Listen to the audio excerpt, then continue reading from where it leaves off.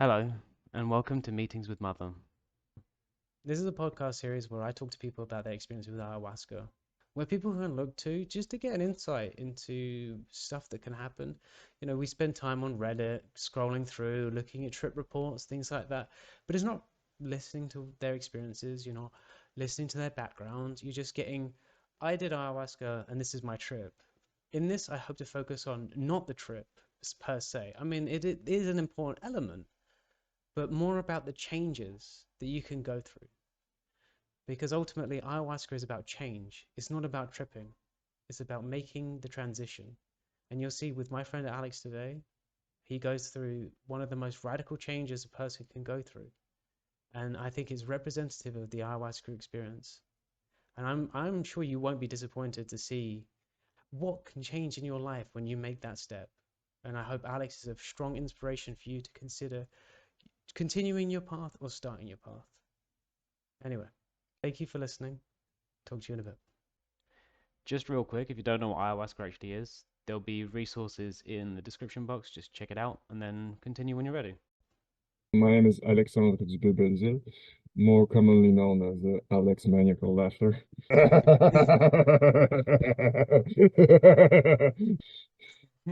That is true. Your laughter really stole the show in the ceremonies a lot of the times. Yeah. But how many times have you done ayahuasca? Um, well, it was three times in 2022 when I went for the first time at Gaia, and then this time I did uh four more, I believe. Yeah, so that would be seven. Okay. And how do you feel that you've changed over the course of the seven experiences? Oh, like drastically. I mean, mm, the first year I went, there was already some radical change, but as I kept, when I came back for the second time, it was even more radical, and well, I assume that the next time will be even greater in terms of change, especially after my vision quest and all. So what were you like before you took your first ceremony? Like because obviously you grew up, well, I say Yeah. obviously, I mean you grew up in Islam, and obviously it's quite a big shock to go from Islam to essentially spirituality because they're quite uh, Mhm. kind of like not they're not really associated with each other at all. Yes, yes. Well, actually, I didn't grow up in Islam. Actually, I converted to it, and when I was in my early 20s, and well, obviously, I left in October. I left Islam completely after my second experience in Gaia, but I was not always uh, Muslim. Um, so I guess in a way that makes it strange to some, but I think Islam was kind of a stepping stone to get where I'm in now, in a very messed up way, because obviously uh, it was not all positive. I think it helped me in certain ways. Like there's still some things I learned during my Islam days that I use today. Uh, it's useful for meditation, fasting, all those things. Controlling my thoughts. This is something that I learned from spending time with those Sufi and those mystics, mystic-minded people within Islam. Um, so if you want to know how I was like before Gaia, it's well, there's me probably like a lot of the stuff that I dealt with at Gaia goes back to my childhood when I was I was bullied very, very badly and yeah, I really developed a seriously messed up idea of myself uh, through those experiences, and I ended up being a high school dropout, having terrible social anxiety, depressive, suicidal thoughts. I mean, uh, I was an alcoholic also in my early 20s. I went really into the deep, deep end with alcohol. And Would you say that did your alcoholism get better with Islam, or was it still kind of the same as you were going through like your religious practices? well, I stopped drinking when I became Muslim, but it happened in a really strange way.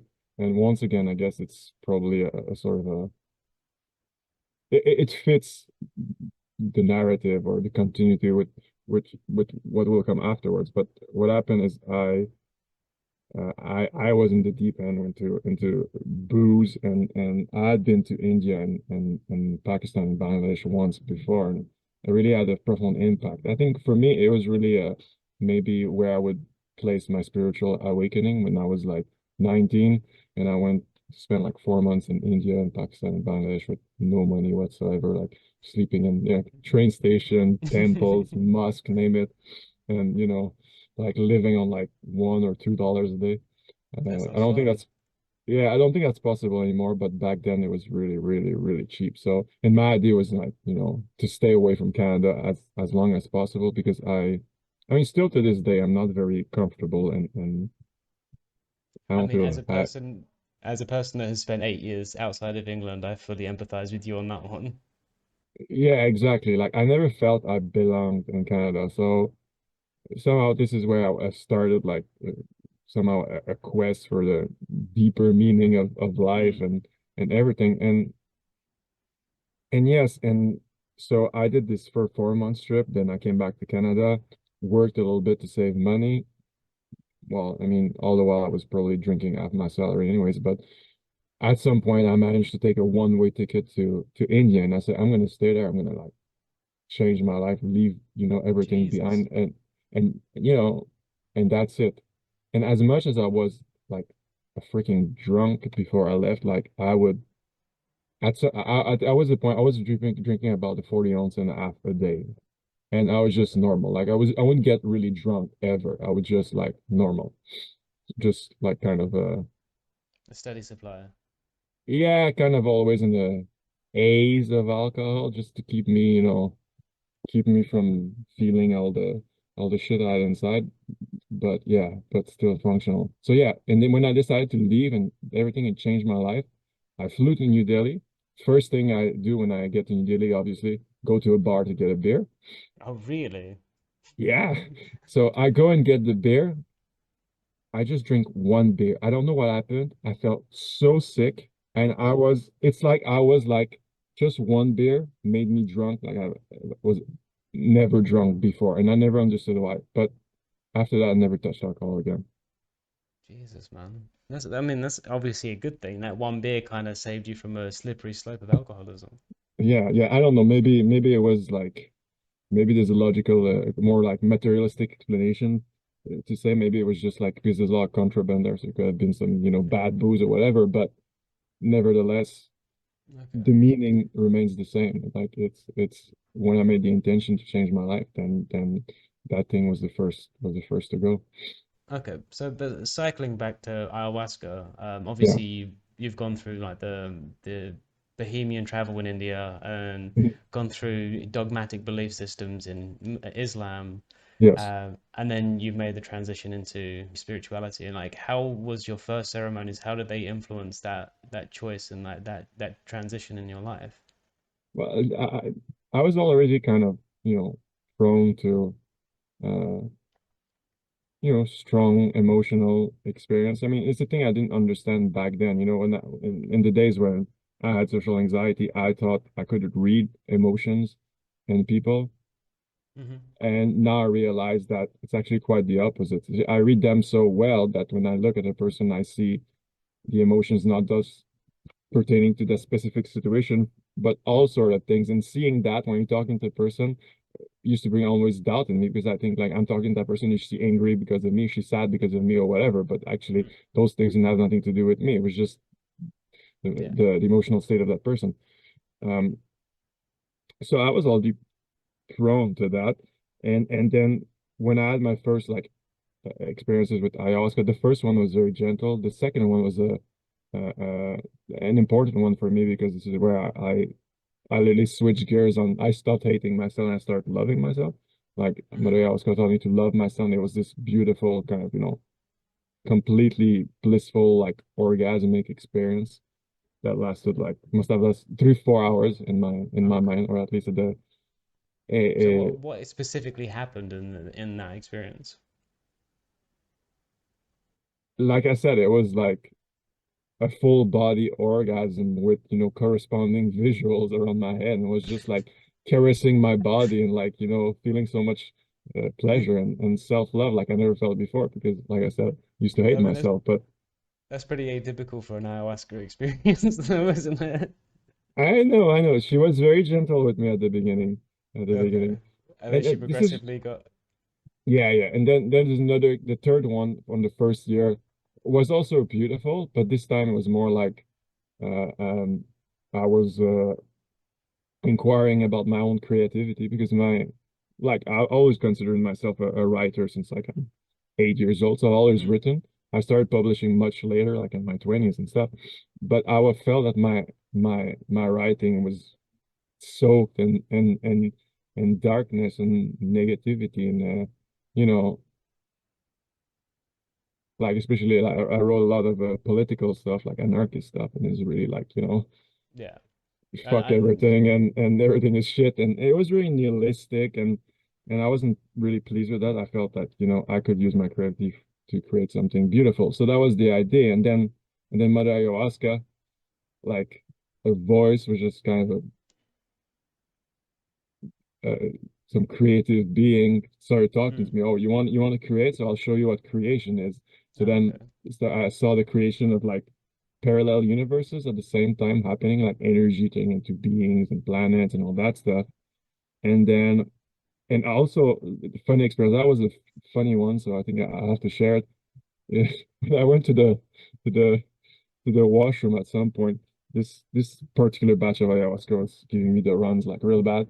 And then I was going to the washroom, and then I had this impression that my visions were translated through my anus and the patterns of What? poop and the Oh toilet. my Yeah, God. yeah, yeah. And I was turning around, I was looking at the poop in the bathroom, and I was like, "Oh, that's beautiful. That's a work of art. That's amazing." And then I would pee on it like to, add some, texture and stuff. Oh my And then God. and then I came out of the bathroom and I say like, "Shitting is creating, man. Shitting is creating." So and he opened up a totally new doorway of understanding of, how to God. create and what is creativity and how you can use creativity in everyday life. It's not just like when you sit to write your book or you paint. Like, Mm, living is like a creative art in yeah. itself. I mean, everything you Uh, do is never really the same that every time around. You always do some variations, and that's technically what creativity is. It's about finding variations in the things. yes, exactly, exactly. And but where I was getting with all that is that when I came back from Ghana the first year, I was still Muslim. I didn't question that part yet. Uh, so I started like interpreting my own experience through the lens of Islamic Oh, mysticism, okay. like the Sufism mainly, like Ibn Arabi and stuff like that. They were, Ibn Arabi especially had a lot of, what would be termed as, altered consciousness experience. So, like, for example, in one of his book, he talks about how he has sex with letters of the Arabic alphabet, and he talks about sex being the human experience that's closest to union with God and stuff like that, which is so Okay. it's kind of Islamic but very unorthodox. Okay, yes, that would definitely qualify as that as an unorthodox take on on that kind of perspective, right? Because I can Yeah, imagine it like kind of it's like kind of the same as Christianity, where sex is deemed as like a necessary evil to produce and like procreate. It's not really like a yeah. indulgent experience. Yeah, and there's this thing about Sufis that I discovered, like they don't say it outwardly, but if you read between the lines, they're Okay. not ta- they're not talking about Allah and the Prophet Muhammad and whatnot. They're talking about like the spirits world. Like, Ibn Arabi talks about something called Alam and Misal, the middle world, which is supposed to be like in between our world and the divine realm. And he talks about how imagination allows you to project yourself in this middle world, like read like Bloody hell. astral projection or whatever you want Okay. to call it. So it's all there, Mm. but they're never gonna say openly like, Yeah. They it's need to all be bullshit. Right and restrained. wrong is bullshit. Hell Yeah. and paradise is all bullshit, but it's all there already.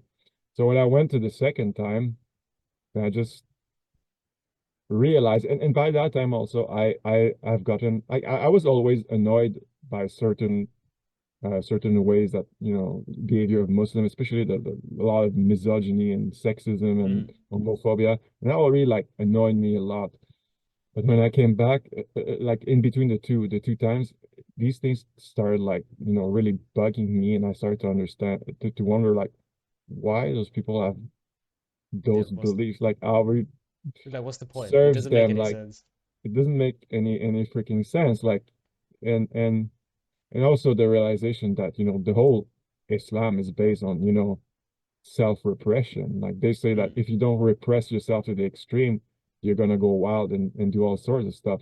Thus, like the segregation between men and women, the fact that, you know, a man technically is not supposed to have seen any other woman in his life except the woman he marries gonna spend his life with, because if he sees other women, then, you know, he's gonna be Yeah. dissatisfied when the one he has. But What's yeah, yeah, it's like it's it's such stupid, an but you know, yeah, what if you choose the person you live with in the first place? You wouldn't have that problem. But it's all based on it's all very subtle, and a lot of people don't even see that. But I think it's just mm. a whole bunch of means of social control and you know, mind fucking, quite frankly. Um, So would you say that obviously it seems to me that ayahuasca was a very liberating experience because obviously you've transitioned from self-repression to creativity and expression. Yeah, exactly. But it's Uh, things that are already there, like weirdly, and that's very weird. I was already an anarchist long mm. before I became a pagan, so to speak. Oh, Uh, actually, that's quite an interesting thought because obviously you've been an anarchist for God knows how long, but you as long decided as I to, can remember. and you decided to become decided to become part of a dogmatic religion which is basically founded on extreme structure and hierarchy. Hmm. Like, like it's kind of like a dissonance there that I'm not quite understanding. How did you go from being like anarchist, like how are you anarchist and also Muslim at the same time? How does that function?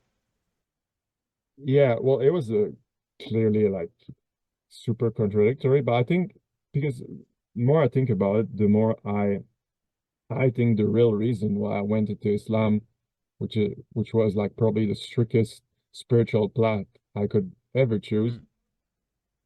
is because I hated myself. I wanted to punish myself of being who I am, because I remember Oh, that I see. that idea I had is that, you know, because when I started in Islam, I was, you know, really hardcore with the like fasting and prayer and all this shit, and I think I was really trying to destroy myself, or that Mm.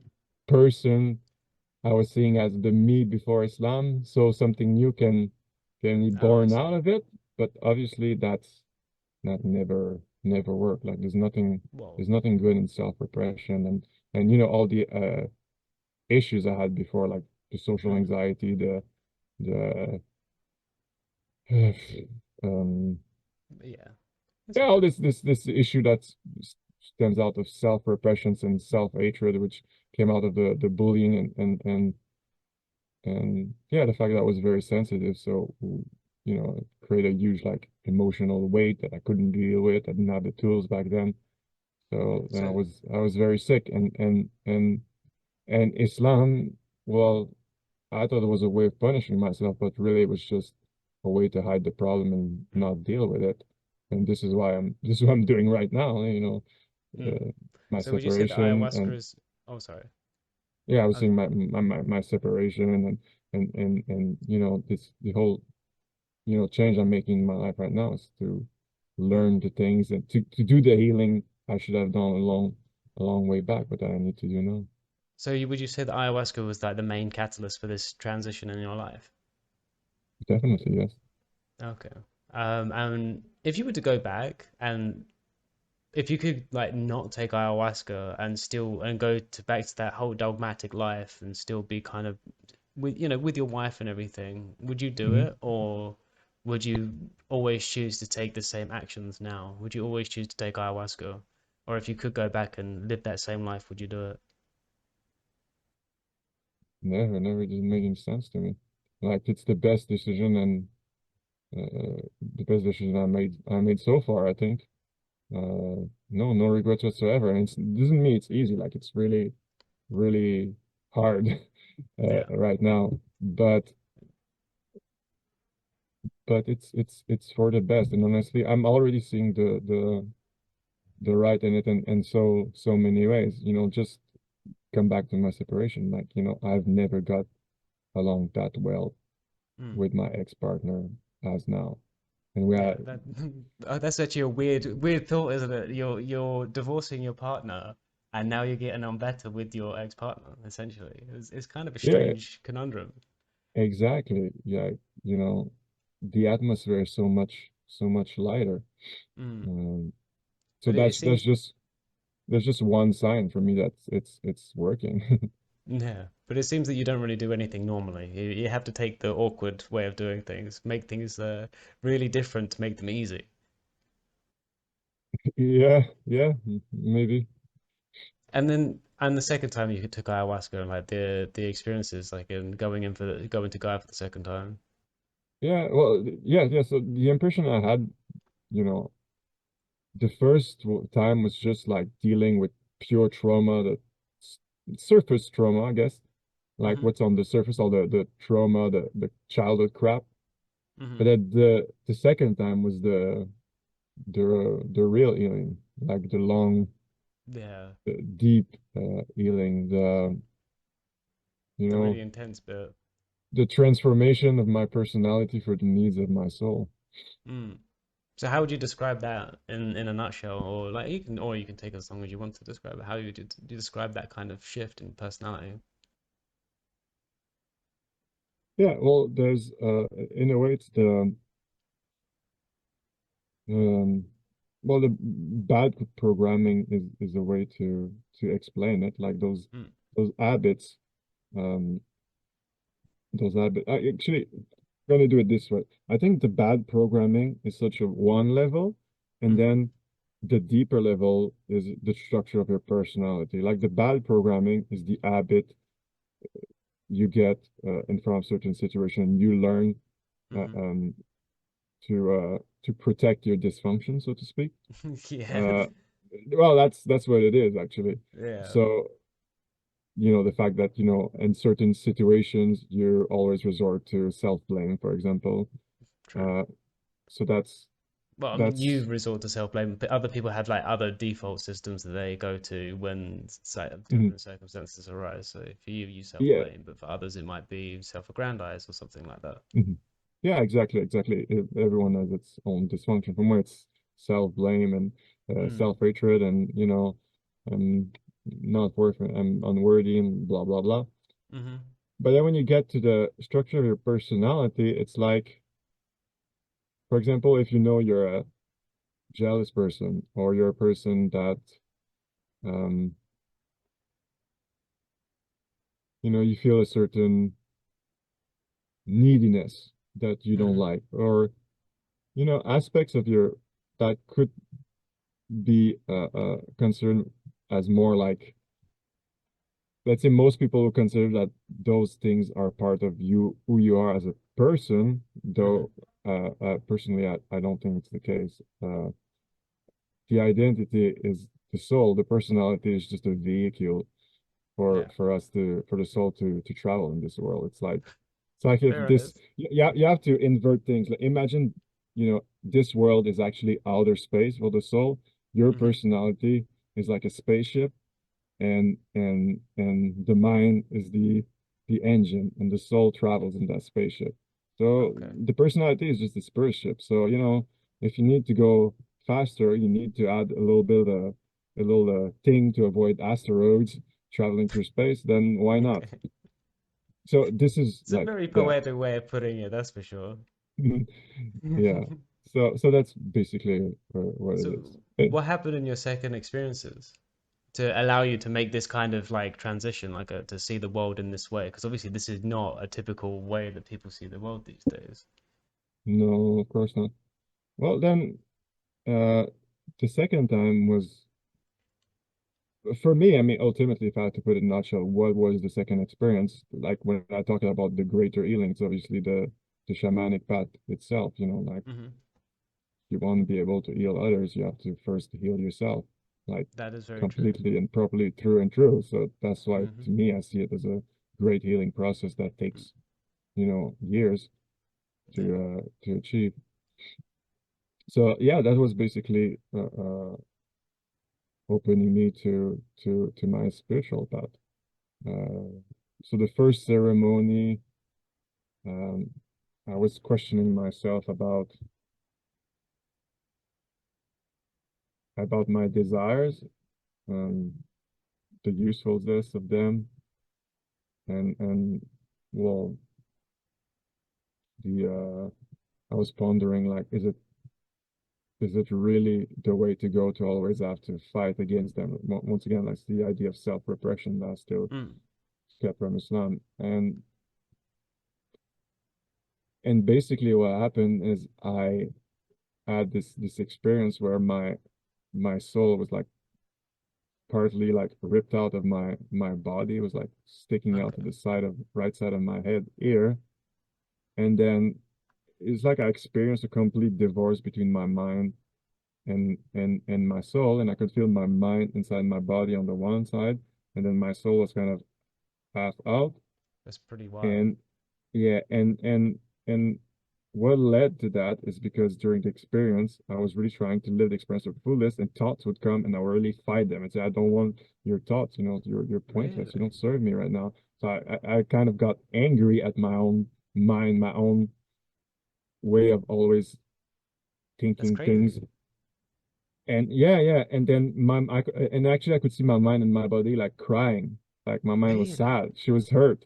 So then I had to console my own mind and make peace with her. I mean, But I when understand you my say, mind as feminine, but so that's your my your own mind and interpretation. yourself are kind of separated in this instance. You're like, so your Yeah, soul had to console your mind. yeah, the mind is attached, in my understanding, to the body. The soul is Mm. your real identity. I mean, that's how I understand it. Yeah, and then so yeah, so I had to make peace with my mind basically. So that was the big learning experience because I'd really did struggle. Um, I'm a person who tends to overthink things like a lot. Yeah. So yeah, so and really after my first experience in Gaia, like I really had this drive to like follow my heart Mm. and you know, loves the way and whatnot. But there was still a huge tension with my mind. You know, the first time I went to Gaia when I did my first cleansing, that was with the shaman says you're a magic person. I didn't understand what that time what that meant, but now I do, of course. And he says like, but the problem is that your mind is in a system you reject, but you know your place is in the margin. So you have to unite your mind and your heart uh, Ah, it's to pretty get spot on. to become who you are, the magic Mm. person, and so on. So basically, that's what happened in this ceremony to make peace with my mind and bring my mind where my heart was, and take it out of this system I couldn't stand, you know, or take it out of you know my PhD, which you know Mm. wasn't going anywhere because they were not receptive to anything I had to say, and they were just wasting my time, and I was wasting theirs. So you PhD is know, a waste of time anyway. But I don't know. not gonna go down this that rabbit hole. We're gonna Yeah, continue talking about ayahuasca. I don't know. I mean, I I was very passionate about what I was studying, and if the circumstances would have been better, maybe I would have continued because I Mm. mean, I get you know a lot of satisfaction through the intellectual work I do, and you know, of course, my writing, you know, the stuff I do as a journalist is still important to me, but not to the point where I would like, you know, But there's a big difference between writing something you enjoy and writing a bloody PhD. Let's be real here. When you're writing a PhD, it's exactly the subject I was writing on, you know, really fascinated me, but is they wouldn't accept that I write it the way I oh, should okay. write it. Like they wanted So to have a really like rationalistic, linear kind of thinking in it, but that's not how I write. That's not how I think. I don't think A, B, C, D, E. I think A becomes B and C and Z, and then Z splits again and comes back. You know, and that's all the yeah, world is. You know, yeah. the That real that's principle of the universe is chaos. It's not order. Yeah, but or PhDs, they it's want just it on to the be surface. ordered. Yeah. Exactly, So exactly. so would you say that ayahuasca influenced your thoughts and your feelings on your PhD? Well, I kind of confirmed that. I had a feeling before, like, No, I okay, yeah. know I felt bad leaving I it, think honestly, because I had been working on it for like 3 years. 3 years of my freaking life that were really, really hard because I had trouble finding work. So I was like killing myself trying to do it. And I got mm, really sick, like burned out completely, like trying to do that PhD. So I felt bad after so much hardship, like why would I leave? But then I realized I learned a lot of stuff. They're not gonna, it's not because they're not giving me my that stupid paper that mm. they're taking me away what I learned, and most importantly what I learned, That, I mean that's elsewhere. But I mean that's what a PhD is for, is to learn, is to create a paper that people can then like cite and research, right? It's not should be it shouldn't be about the actual getting a doctorate itself, like realistically. I mean, of course it is, but it should be about the pursuit of knowledge and this pursuit of academia itself. yeah, yeah, exactly. And as much as I had fun, my master's, I was in a smaller university, and I had all the freedom I wanted, so I loved it. But when I got to the PhD, I found myself in a group of very elitist, condescending people that, Oh, okay, it's yeah. their way or the highway, and uh, so yeah, for all those reasons, I left. I think once again, it's probably it was a stepping stone for me Mm, in a way. Now I use what I learned in university for for for my own for spirituality too. It's useful for everything. It's for spirituality, for for everything. understanding thing in general, and I study computer science, right? And I've never used it, but the way I think about things sometimes mhm, is quite like logical and is like thought processes I did learn from university. So when you do like study stuff, mhm. it does impact who you are as an individual, whether you like Yeah, it or not, and it can influence how you see the world. It's quite interesting. yeah, exactly. But to me, and this is a realization I had this morning actually, is the real knowledge, even when you think you're in university and you're learning about computer science or translation or political science or whatever, the true knowledge is knowledge about yourself. And what you're really learning when you think you're learning other stuff, you're just learning about That is yourself true. because you cannot learn about anything else, I agree with that actually, completely. because the whole world is a projection machine of your own consciousness. No, the only thing there is to learn is to know yourself.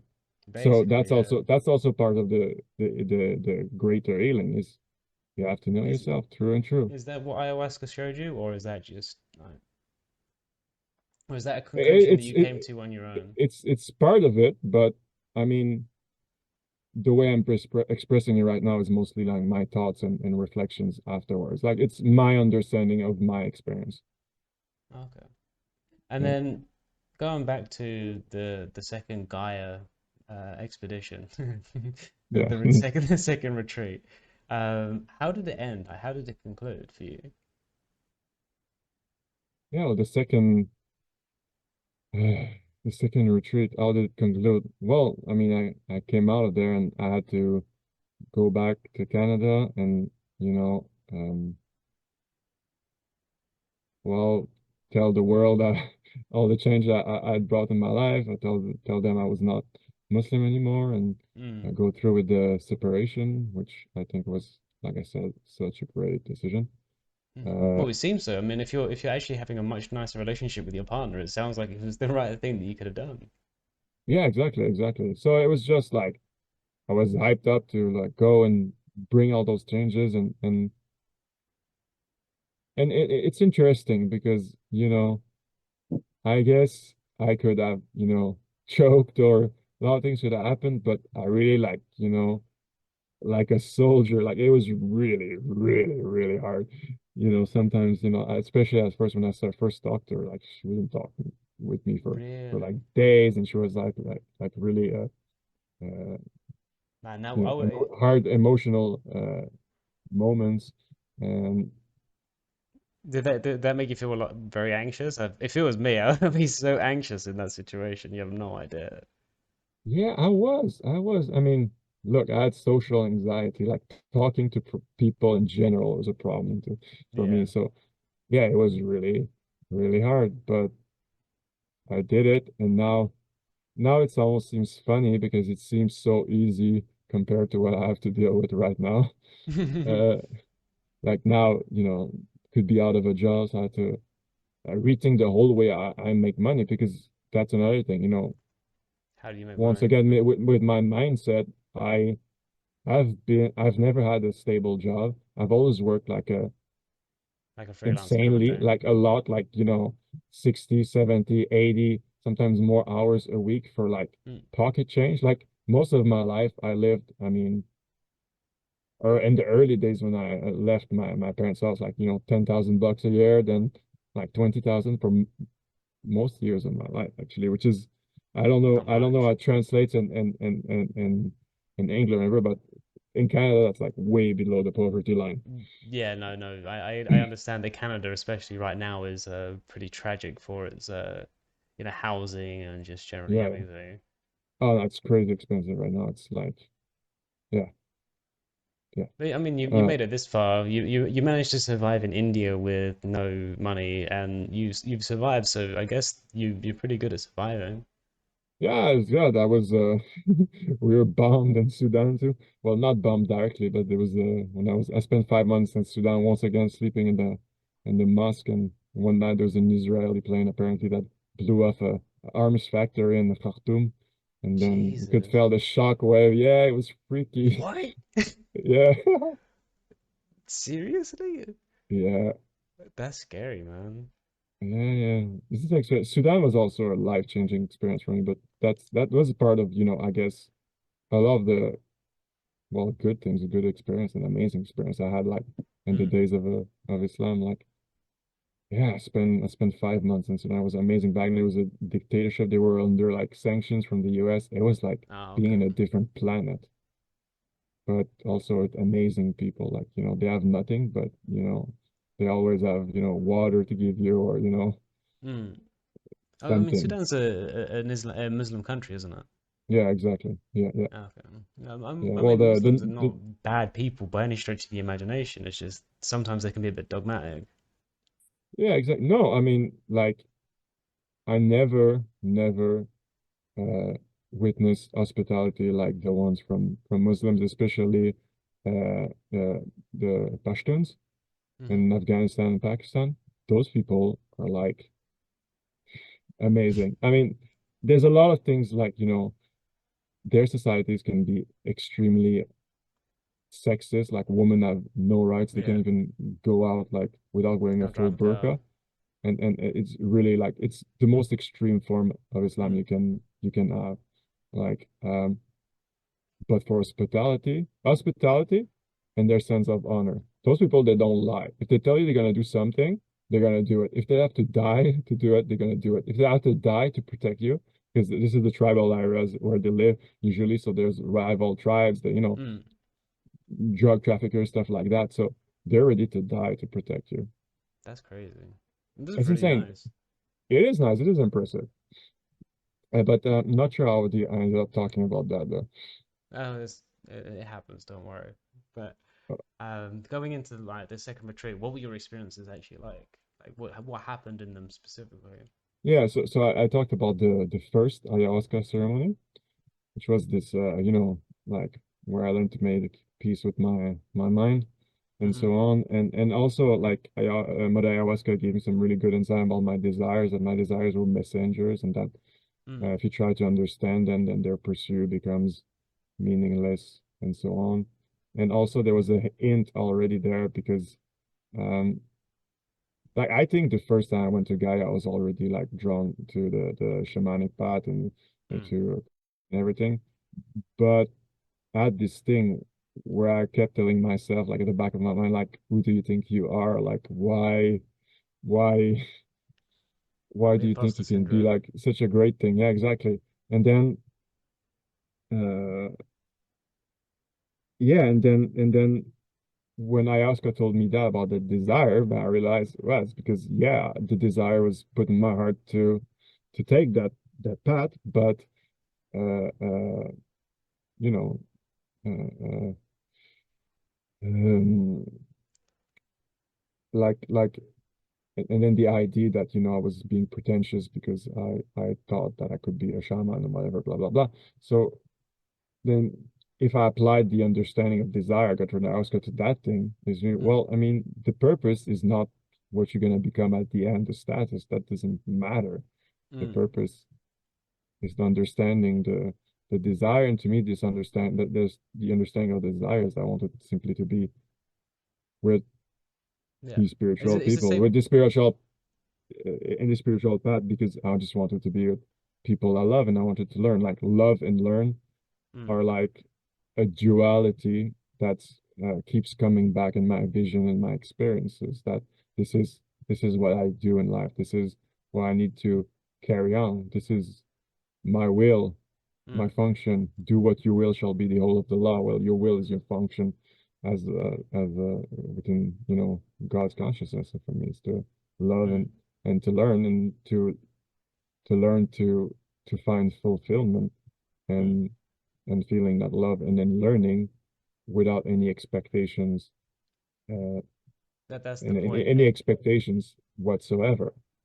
Because it's the same point as the PhD, really. It's not about getting the slip of paper. It's not about getting the title. It is Mhm, about doing the thing for the sake of doing the thing because you love doing it. It shouldn't be, I want to mhm. be this. It should be, I want to do this. It's like, Yeah, it's doing rather than going for some moniker. It's actually not being, because that's weird terminology. It's not to be something, it's being something, if that makes sense. So yeah, yeah, you don't want to be a doctor. You don't want to just be a doctor. Like you want to. It's like being a doctor. Like get the like doing the academia to be the doctor. If that makes sense. yeah. You This in my head is making sense, but I'm like kind of butchering what I want to say. yeah, you have to live in the present. We have this, and I guess it comes from maybe a linear understanding of time, like the traditional understanding of time, the Cartesian one, the one that's dominant in the Western worldview, is that, the time is like a line. So past doesn't exist anymore, Mm. future doesn't exist yet. Um, and there's another view Are you which gonna go is for Master the, Oogway on me? sorry? You're gonna go Master Oogway on me. Sorry, I've got Kung Fu Panda in my head now. Okay. No, I was going to say, like, there's another understanding of time, which to me is closer to what I experienced with the plant medicine, is four dimensionalism. So that, which means that past exists equally, just like the present, and same for the future. They're just in a Mm. different place in the universe. So which is an understanding where time is a fourth dimension: Mm. height, depth, uh, uh, width, X Y and then you Z. have like time, a Mm. fourth axis, so to speak. Yeah. So we tend to, with that linear understanding, to project ourselves in the future, project Mm. our desire in the future, but really the future is already here with us. The past is here with us. So it's like to be being within the presence that Mm. moves forward with, you your past on your right side, your future on your left side, creating them, learning from them, looking at them, but moving within your own present. Okay. But actually, here's a question. Can you read Islam? Like, can you read the Arabic? actual characters? Yeah, Arabic. Sorry, my bad. Yeah, Sorry, my yes. there's yeah. Okay, so there's an interesting phenomenon with like Arabic and Judaism and things like that, because obviously you write right to left, right? It's not left to right like it is Yeah. in the Western world. So it actually changes your perspective of time. So with people that's like left to right, they have more Hmm. focused on the past, whereas people who are focused on reading right to left are more focused on the future. So it's a phenomenon in the actual language itself. That's what the whole Mm, basis of Arrival was. The whole base of the movie Arrival was the use of language and how it influences how you perceive the world and time and things like that.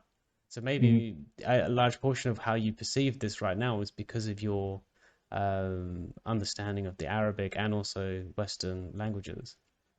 Because I mean, you do mm. speak about seven languages, right? Uh, I speak fluently three of them. Arabic, I'm okay, and then I can understand a couple of other languages. So Mm. I've passive knowledge, like Italian, Portuguese. Yeah. I So you, understand so your pretty your well. And brain's the hardwired for a lot of bullshit essentially. And so yeah, I can imagine the yeah, way that you perceive the world is very different to how anyone else is going to. So I mean, it's yeah, just an interesting thought because the way you were describing it there, it sounds almost quintessential to the phenomenon that happens when people can read Arabic, basically, and also Judaism. And what's the language of Judaism called? I can't remember. Hebrew. Hebrew. Oh my Lord, I feel really ignorant right now, and it's kind of No, depressing. no worries. You could probably mention like a dozen things that's ours are common and normal as you as McDonald and that I don't know. So don't worry. I'm a little Oh bit God. I was told by many people I live under a rock, so I'm a little bit unaware of certain certain phenomena of daily Yeah, but life. I think being aware of things like McDonald's is kind of less important than being aware of, Judaism and Islam and Arabic and Hebrew. Yes. Yeah. Yeah. Well, I always had this drive like to learn like even I'm essentially a high school dropout. I dropped out for like 7 years before I went back to university.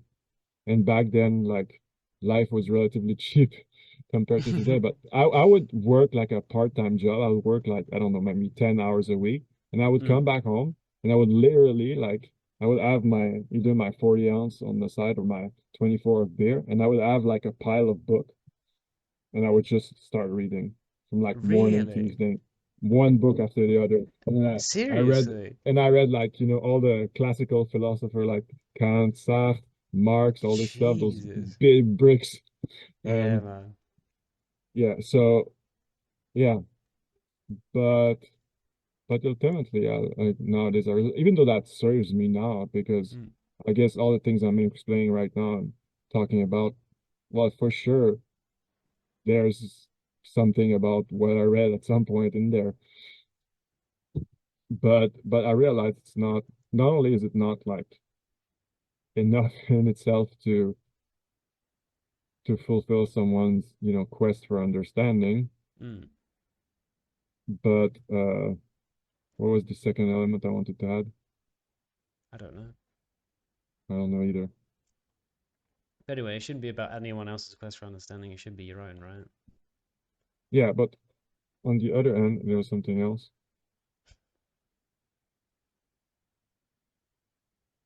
Well, I think I would just wanted to come back basically to that thing. The only thing that you can truly know and the only thing that's truly worth knowing is, knowing yourself. And even though you think you're learning about other stuff, actually you're just learning about your own self. Mm, that's true. Something to that effect. So through all those those readings, actually, the only thing I really needed to know was myself. But somehow I went through the ontology, phenomenology, and blah blah Yeah, blah.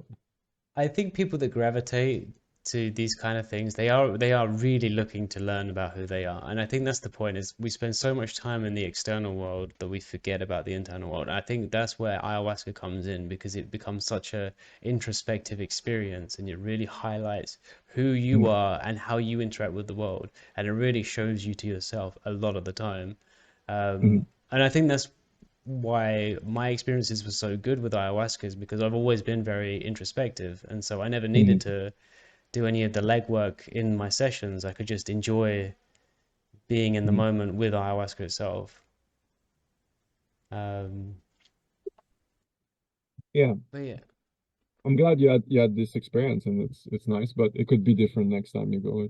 It's oh yeah, always for sure. different. I know it's always a mixed bag every time you do it, so I'm still excited for the next time actually. But do you Yeah, have me like any, too.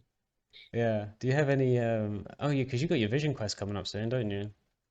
Yeah, it's in August, so I'm all set with the plane tickets and everything. So I'm really excited actually. That should be a lot of fun. Well, I say it's gonna be fun. It's gonna be hard work, man. It's gonna be a lot of work. I expect it to be challenging, but I expect it also to be beautiful. So Mm. Well, yeah, it's always. I mean, the challenges are always the more beautiful things in this world, aren't they? Let's be real here. It's not beautiful if true. it's not a challenge. I tried to Yeah, if climb it's Chimborazo, man, and I had to say, it's like, that was the hardest thing I've ever done, and it was so beautiful. yes, Yeah, yeah, of course, of course. If it's not challenging, then usually it's not worth it. yeah. So, what would you say if you could go back and do ayahuasca again, how would you approach doing With I'm gonna quote you there, George, with an it? open heart and an open mind. Yeah. Oh no, I hate getting quoted back to myself. I don't even think that Mhm. was me that originally said that. Like, I mean, like, obviously, it's like a pretty cliche quote, isn't it? I just think I said it at 4 o'clock in the morning. Well, it had its effect. Might be Yeah. cliche, but it's not cliche for me anymore. No. Well, this is what I learned in ayahuasca is like people ignore the cliches because they don't want to be cringe, but normally the cliches are the ones that have like the real significant grains of truth. Like they're cliche for a reason, and once you actually understand and accept that, they Hmm. become a lot easier to understand. But I Yeah, do miss exactly. I do miss those 4 o'clock in the morning, 5 o'clock in the morning chats where everyone's eating food. That was like my favorite point Oh of yeah, yeah, and that we're whole still ceremony. all I and I was putting fruits in my soup and it was so fun. Wait, you put fruit in your soup? You're crazy. What the Yeah, hell? you were not there. Yeah, I think I was sitting with was there I think, and then who else was there? I think maybe not. That's Yeah, anyways, yeah, I don't know because I had fruits in my plate and soup in my bowl, and my bowl was like inside my plate, and I was like taking a spoon of soup and then eating fruit. And they say, why don't you put your fruit inside your soup? And I say, hey, why not? That's a great idea. And just put the fruit inside the soup, and actually tasted really good. a kind of I'm assuming the fruit was watermelon, right? I'm assuming it's I think it watermelon. was pineapple, Oh God, no! What the hell, man? That is and I think the soup horrible. was like tomato or something. So Oh, well, I guess yeah, it's kind of like pizza and pineapple, so it's kind of fine, I guess. I don't know, man. That sounds grim. I don't like pineapple anyway. I don't know. After an ayahuasca ceremony, it was the best meal in the world. I think eating after ayahuasca was the hardest thing, and I never did. Like I might have had like a little nibble on a Mhm. fruit, but it took me until like 11 o'clock the next morning to actually start eating again. It was pretty challenging. Um, Yeah, yeah. It depends on how much under the effect you still are. For um the second ayahuasca ceremony, me like the effects were like the most mind-blowing I've ever had. So it took me time actually to be able to even like stand up on my feet after the ceremony. oh yeah, that's basically what it was. That was pretty bad. Yeah. I don't know, man. I felt that when it came down to it, I adjusted pretty well, and I never like even though I had like crazy visuals, I never had like problems with like my motor function aside from trying to talk to Mm. people where I'm just like kind of thing. Oh, yeah. Yeah, I mean that's great. I mean, for in some occasions, it's true. Most ceremonies actually, I don't get really problematic motors because actually on most Aya ceremonies, I'm actually going to the toilet like mostly by myself and all, and I was going to smoke cigarettes. There's just that yeah, the second ceremony though that was more serious, but otherwise I guess you can get used to it. I mean, Mm. for the firekeepers, they take Oh ayahuasca. my God, that was crazy to me, especially in the tea ceremonies, man. Yeah. When we start dancing, like I remember in the first ceremony, I just look over and I see he's just spent like the last like hour playing guitar, and he's just holding onto the bucket as he Yeah. walked by, and he just like shyly waves it. Hi, yeah, I'm throwing up right now. It was so funny. It's like he was almost ashamed of throwing up. It's like, Hmm. oh, it's so cute. Oh man, I love that ceremony. That was amazing. Oh yeah, it was. And I look back on that with absolute fondness. I've never quite experienced something quite like that. Mhm. No, it was unique. And your laugh, man. I think your laugh was the funniest thing. It's actually a good skill, Mm. even in even for magical practices actually. Oh yeah, absolutely. Like when you can laugh like that, it completely breaks the tension in the room because people don't think they can't take you seriously because obviously Yeah, it's such a ridiculous over the top laugh. Like they're just gonna be like, what is this guy for real? Is this just a sarcastic laugh? It just completely that's true. Yeah, yeah. yeah, and it also chases away, bad thoughts, Mm. evil spirits. whatever. It's very useful. I mean, I never really saw evil spirits until I came back to Canada. This is where it Oh, got really? serious. Yeah. Oh, I can imagine, yeah. How has the reintegration been for you? Oh, Aside from the like separation, obviously. a, a roller coaster ride, but good. Well, I mean, there's a work situation, and there's also um, well, the whole, you know, Pandora's box of emotion. Now I'm single, but I have to figure out all the things I haven't figured out when I was a teenager or a young adult. Hey, So, you're still a teenager now, man. That's what me and my yeah, I partner think say to each other all every day is we're still teenagers. that's nice. Mm. Yeah. Well,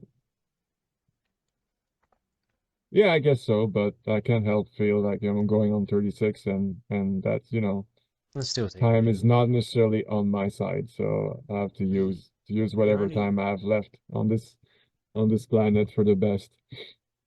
I think that's an important thing as well. And I think ayahuasca does show that to you a lot of the time. Is like, how can I put my life to purpose? Because obviously, like, especially these days, like for me in Hmm. particular, I was incredibly nihilistic before ayahuasca, Yeah. and I truly believe life was completely meaningless. I still Hmm. get some inklings now, but it's less prevalent than it was. But I find now that trying to achieve a purpose, it doesn't necessarily imply meaning. Like, I don't think purpose and meaning are the same thing, they're not interchangeable. But having something that you can do to benefit the world, to help the world in any way that you can, I think that Hmm. is what ayahuasca shows you is just like stop wasting yourself, actually start being something, actually start Yeah. doing something that's beneficial. Um, I, I I'm very much pursuing that method, like ideology these days, with hopefully this. Mhm. Yeah, well, it shows you that, you have something to offer to the world and Mm. you should not let it go to waste, basically. Mm. Well, It's obviously, it just, showed you that you're a writer, didn't it? And it showed you you're not a Muslim. So it showed you yeah, very fundamental parts of yourself. yeah, yeah, but things that in a way I knew all along were there all along. It was just Of course, yeah. waiting to emerge. Well, It's I've like, seen so many things about that. It's like I probably could have come to the same conclusion that ayahuasca showed me, but this is what Christine said: is like 20 years of psychotherapy rolled into a weekend, right? Yeah. exactly. And I did the psychotherapy stuff, and that was such a waste of time. Oh my God. And you have to, it's so expensive, and it's like, Yeah. very Why would? narrow-minded. And they really like make you go along their limited understanding of things. Mm. But when you go when you go to see shamans, they don't tell you anything about what you have to believe or do. It's just like, You just go and do it. you just figure out yourself. But I think You learn to figure obviously, out yourself. I don't want to discredit psychotherapists because I think for people like you and I, psychotherapy is not exactly going to be very good because we don't function well in structure. Like we're very much more chaotic as people. So there are Yeah. some people that very much would benefit from psychotherapy, but why spend like 60 hours going through psychotherapy when you can spend about 6 hours tripping balls in the jungle, essentially? Yeah, I yeah, know which one I'd exactly. rather do, but Yeah, of course. obviously, other Mm. people, not everyone can go and take the risk of going flying to the jungle and start taking tea with 20 strangers that they've met the day before. I think that's quite an unrealistic expectation. But Mm. yeah, But then again, I agree with you that it's not for everybody, and I shouldn't reject psychotherapy because I have friends that have helped a lot, and that's fine. And it's true that some people are not necessarily um, um ready for that kind of experience. Like well, I don't know if I read it or heard it somewhere, but you know I think when they say to go and do ayahuasca, you have to be called to mm, it. yeah, I absolutely. think I think people are called to do this kind of thing to Mm, reach a certain sort of critical point in their mm, life where, something has to happen or, mm, some or shit's gonna hit the fan or whatever. I know yeah. it was like that for me. So then for me, it was like, if I can't, get better, I'm gonna off myself. So there was no way back. So there's no way I was going Yeah. to It was pull like a away or last, say, no, I don't want to do it. Like, yeah, it was like a last ditch effort. exactly. So I did go with Mm. that mindset. And but a lot of people are much more like have much more trouble facing themselves, and Well, and maybe much more like comfortable in their life. So I mm, suspect maybe they can experience more difficulty with the ayahuasca. Ultimately can turn out for them to be a negative experience. Though I don't really believe that ayahuasca experience are truly negative in themselves. It's just that they might seem negative in the moment, yeah. but But ultimately everything yeah. uh, must end up making sense somehow. If there's one thing that ayahuasca showed me, and this was a really cool point I saw because I was going through like a whole trip of essentially like seeing helping people. Like I was like going through like a park and I would like go up to people. This is a trip by the way. This is not real life, unfortunately. Mm, I'd like to do this, but I was going through a park and I was talking to people and like I was trying to help them. I was carrying a blanket, putting a blanket around people, trying to hug them and stuff, and just like look after them, like people that are looking down. mm, Um, but then I came to one person and they got really defensive, and they really didn't like that I was doing this. They thought I was mm, talking down to them, that I thought I was better than them. And mm, it made me realize that okay, you can help some people, but you can only help the people that want to help themselves and the ones that are open to help and open to the compassion that you can show them. Otherwise, then, and exactly. I think those are the people that are called ayahuasca. The people that are compassionate and loving are the ones that will make this transition. I mean, obviously, you still have the people, especially now in today's society, where people go in to take ayahuasca, and so people with ill intentions will look into it and they'll be like, this is a way I can essentially become benevolent. I can say, I've done Mm, ayahuasca, look at how wise I am, how enlightened I am. And this is a big problem that can come about is like now a lot of bad actors are starting to take ayahuasca and they mm, respond really badly to it and give ayahuasca a bad name because obviously they've gone in with the wrong mindset. They're not going in with love and compassion, they're going in with the idea of being better than other people because they've been told that this is what made other people better by doing it. mm. And then Yeah, the I guess this is really a wrong approach. So no, exactly. not surprisingly, they got their ass kicked. Yeah, right. Like Mm. it's almost like a filtering effect, you know. The Yeah. people, Sorry, I just can I say something? yeah, of course. Yeah, I just wanted to say that it's important to acknowledge the sacredness of ayahuasca and do it with Oh, respect. It's a absolutely. tremendously important part. Like it's not just well, that's my view, but it's not just like psychedelic therapy like they would do in the West, and you see a Mm, psychiatrist and they give you a ecstasy or whatever. It's it's a spiritual path, yeah. it involves spirits, it involves forces that are tremendously more powerful than we are, and that Mm, we don't really understand that well. Um, so yeah, the importance is going with respect. And me, I remember from day one, from the first ceremony, I always repeatedly said at the beginning of the ceremony, Mother Ayahuasca, I love you and I trust you. I love you and I mm. trust you. I love you and I trust you. And then she And shows you. she never she each time ceremony I got closer to her until I met her in person and she told me she showed me my path. So yeah, for me, I mean, what it shows to me, and this is my experience, obviously, but it's that the most important things to go with respect, respect for the Mm, spirituality, respect for the healing spirits, respect for the shamans, mm. and most importantly, respect for yourself too. Oh, absolutely. I mean, I mean, it's very much about that, and I think ayahuasca does teach you to respect these things as well. Because if you don't, she kicks your ass. She makes you feel like a child. And that Hmm. is seen in all of the testimonies you'll see of people that had bad trips. It's like they didn't respect the medicine. They didn't go in with the right intention, Hmm. and ayahuasca handed it to them justifiably. It's again a filtering effect, isn't it? Yes. Yes, definitely. But even though that's still a very merciful merciful way to teach someone, I think. I mean, basically what I say is, those people maybe reflecting on their own experience, they can still learn and can still, benefit from the medicine, I guess, even if Mm. that first experience is Um, yeah, is sure. I bad mean, or if they pay attention, sure. understood as bad, but there's no bad trips. There's just more difficult ones, more challenging ones. I don't know, man. I've had a bad trip on acid or two. No, and some of them I don't want to do again. Yeah, Yeah, yeah. yeah. I had terrible experiences with cannabis, with edibles. Oh Uh, wow.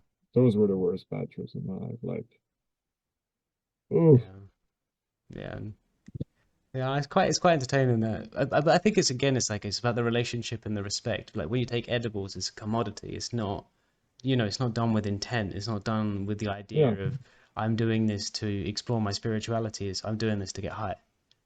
yeah, And I exactly. If you do it like that, then yeah, we can also kick your ass. But I yeah, mean, exactly. otherwise, but I still do consume cannabis. But right now, like respecting it as a spirit plant, and now I have no problem. But Okay. it's all about, it's not the thing in themselves that can really hurt you. It's the relationship we have Exactly. with them. Obviously, we choose with what we have a relationship. That's also important, but Mm, it's the nature of the relationship that really can be yeah. bad for you. I think Like, that's the can it's about forming healthy relationships with things, and I think that's the same thing that happened to me with like LSD and why I stopped smoking weed is my relationship was awful. I mm, completely abused these things, and I suffered because of it, and it's completely my fault. I hold my hands up. I was a fucking idiot. Um, but it is good, and I think ayahuasca does show you that it is the relationship with mm, yourself and with the things that you're doing and why you do the things. And I think ayahuasca allows you to see the why a lot more easily, especially mm, if you're someone who really focuses on the how or the what. It will give you that ability to look at it from a completely different perspective. And I think mm. it's a perspective that most people miss on a day to day. Yes, yes, exactly. Well, but this whole thing made me think about the what said the only difference between the master and the rest is that the master made much more mistake to get where he or she is. That is So, true. and that's what ayahuasca makes you realize, makes you grateful that you Yeah, made all those mistakes because now you understand, holy shit, that made me who I am today. And that is true. I did a shitload of mistakes and stupid things, but I also had like I'm some literally a walking insane mistake. life experience I wouldn't have gotten otherwise. Yeah. I mean, sometimes I feel like I'm a walking mistake because I am always doing things wrong. So I must be the Yeah, master of the universe. I don't know, but yeah, probably you not. must be on your way to become a master, maybe. Yeah. Yeah, fuck. No. If I ever become a master, that is the day the world burns. Yeah, but the only thing though is that you have to try to make always new mistakes. If you keep repeating the same, then I think that doesn't count as learning. I think Yeah, yeah, that my is true my because you're not personal learning. hypothesis. Yeah, Yeah, okay. That's a very fair hypothesis to come to, like completely justified, and it makes complete sense. So, yeah. But I'm trying to think of where to go now. Sorry. Uh, I'm just gonna check the time. yeah. So I think we've been a bit over an hour now. So um, Oh yeah. Thank you for chatting with me. that was a pleasure, George. My pleasure, honestly. I do that just for fun. Yeah, it's good. It's good fun talking sometimes. I haven't actually had a chance to have like a real spiritual conversation in a long time. Oh, So that's good. Well, yeah, anytime, man. George. And otherwise, just briefly, how is everything going with you in Brazil and Isa? And Oh yeah, it's good, man. Life is wonderful. I'm happy. that's good. Glad to hear you. Yeah. Um, Some turbulence sometimes, but that's to be expected when you're in a new environment. So it's just some like teething pains essentially. But other no, than that, like there's nothing really to write home about. Yeah, we got an apartment now. I live by the beach. It's great. that's awesome. Sounds Yeah. sounds you got yourself a little piece of paradise there. Kind of, yeah. I mean, the only issue is there's a guy that screams outside the window. That's the only problem. Oh, okay. Yeah, well, Could be Yeah, worse. can't win them all, man. Can't win them all. You take your victories where you can. You don't like focus too much on the negatives. You just take the Yeah, victories. exactly. I mean, it's better than living in hostels. So Yeah, for sure, for sure. yeah. Oh, that's Anyway, great. I need to go to bed. It's getting pretty late. I'm normally in bed 2 hours ago. So Okay, well, that's fine. So it was beautiful talking to you, George. So just yeah, just yeah, keep we'll me do, man. updated about your podcast, and we can do this as many times as you want. All right, man. It's fun. Yeah, take it easy, man. Have a good night. Okay, you too. So thank you for listening. I did have to cut that short, unfortunately. We did run on a bit for time, but no doubt I will be talking to Alex again in the future because I think he's a very interesting guy. But seriously, thank you for listening. You're a wonderful person. Have a great day and have a great life.